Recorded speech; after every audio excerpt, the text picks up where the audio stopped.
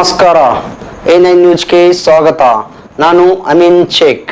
ಇಂದು ಪಟ್ಟಣ ಪಂಚಾಯತ್ ಆವರಣದಲ್ಲಿ ನಿಮ್ಮೆಲ್ಲರ ನೆಚ್ಚಿನ ಧೀಮಂತ ನಾಯಕರು, ಅಭಿವೃದ್ಧಿ ಹರಿಕಾರರು, ರೈತರ ಸ್ನೇಹಿತ, ಮರೆಯಲಾಗದ ಮಾಣಿಕ್ಯ, ಜನಪ್ರಿಯ ಮಾಜಿ ಶಾಸಕರಾದ ದಿವಂಗತ ಡಾಕ್ಟರ್ ರಾಜಾ ವೆಂಕಟಪ್ಪ ನಾಯಕರವರ ಪ್ರಥಮ ವರ್ಷದ ಪುಣ್ಯಸ್ಮರಣೆ ಕಾರ್ಯಕ್ರಮ ನಡೆಯಿತು.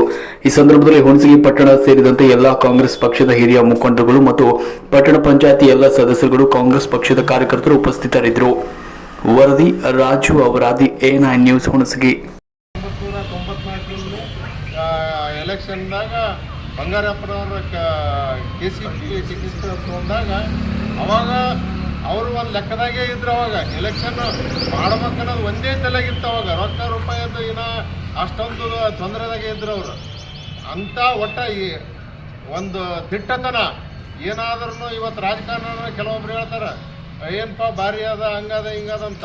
ಅವ್ರು ಎಷ್ಟೊಂದು ಶ್ರಮಪಟ್ಟು, ಎಷ್ಟೊಂದು ಕಷ್ಟಪಟ್ಟು, ಎಷ್ಟೊಂದು ಜನರಿಗೆ ಎಪ್ಪಣ್ಣಂದು ಎಷ್ಟೊಂದು ಕಷ್ಟ ಇರ್ತದೆ. ಇವತ್ತು ಇಲ್ಲಿವರೆಗೂ ಅವರು ಅವತ್ತಿನಿಂದ ಇವತ್ತಿನವರಿಗೆ ಏಳು ಬೀಳು ಎಲ್ಲನೂ ಕಂಡಾರ.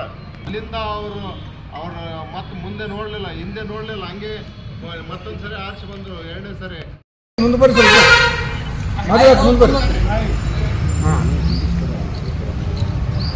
ನೋಡ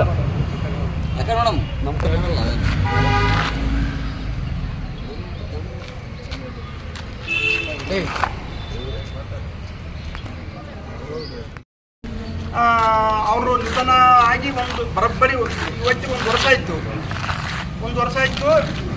ಅವ್ರ ನೆನಪೇನದ ನಮ್ಮ ಹೃದಯದಾಗ ಸದಾ ಇರ್ತದೆ. ಅವರು ಮಾಡಿದಂಥ ಅಭಿವೃದ್ಧಿ ಕೆಲಸಗಳು ಸುತ್ತಮುತ್ತ ತಾಲೂಕಾಗಲಿ, ಹುಣಸಗಿ ತಾಲೂಕಾಗಲಿ ಎಲ್ಲ ಕೆಲಸಗಳು ಸಾಕಷ್ಟು ಮಾಡಿದ್ದಾರೆ ಅವರು.